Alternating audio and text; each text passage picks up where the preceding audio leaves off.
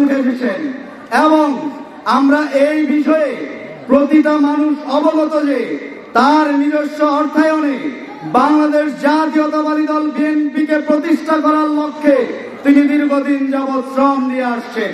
যে হালুয়াঘাট ধুবড়ার সবচাইতে জনপ্রিয় নেতা, সবচাইতে প্রাণপ্রিয় নেতা আরেকটি আবেগের নাম হচ্ছে আল্লাহ সালমান ওমর রুবেল ভাই। এবং আমরা যারা সাধারণ জনগণ আছি তাদের ভালোবাসাতেই ইনশাল্লাহ আমাদের ভারপ্রাপ্ত চেয়ারম্যান এই সালমান ওমর রুবেল ভাই তাকে দিয়ে হালুয়াঘাট ডুবরা মানুষের জনসেবা করার সুযোগ দিবেন ইনশাল্লাহ। এবং আরেকটি কথা আপনাদেরকে জানিয়ে রাখতে চাই, বাংলাদেশ জাতীয়তাবাদী দল বিএনপি তিনি হচ্ছেন আল্লাহ সালমান ওমর রুবেল ভাই। জনগণকে টিকিয়ে রাখার জন্য, জনগণের ভালোবাসাকে টিকিয়ে রাখার জন্য, জনপ্রতি শ্রদ্ধা জানিয়ে আমি আমার সংক্ষিপ্ত কথা এখানে শেষ করছি।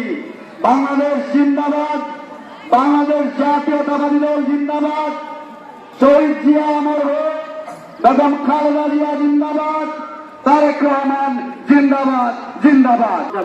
রফিকুল ইসলাম সাহেবকে তার বক্তৃতা প্রদান করার জন্য বিশেষভাবে অনুরোধ।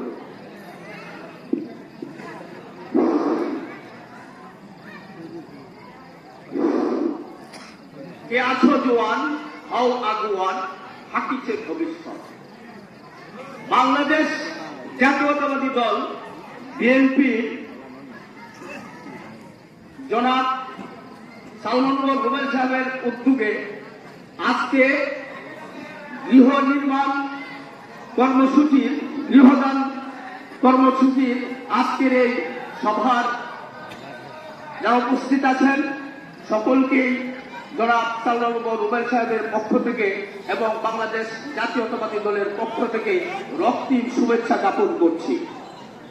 জনাব সালমান ওমর রুবেল সাহেব, পানির সংকট হচ্ছে, সেখানে মানুষকে গভীর নলকূপ স্থাপন করে দিয়ে মানুষের বিশুদ্ধ পানির ব্যবস্থা করে দিচ্ছেন। এবং জনাব সালমান ওমর রুবেল সাহেব, আপনারা জানেন তিনি দীর্ঘদিন ধরে মানুষের চক্ষু চিকিৎসা করে আসছেন, হাজার হাজার মানুষের চক্ষু চিকিৎসা করে যাচ্ছেন, ছানি অবসান করে দিচ্ছেন।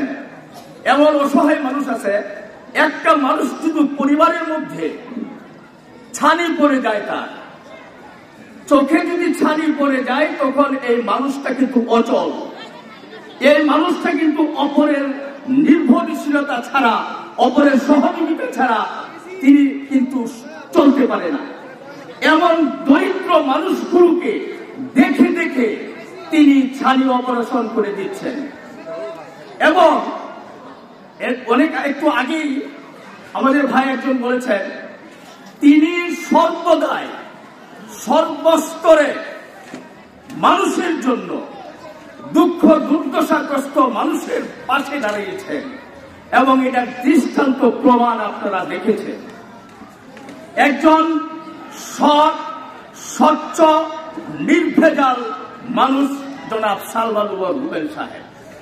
তিনি হালুয়াঘাট এবং ধুবড়ার মাঝে আর্থিক অনুদান দিয়েছেন।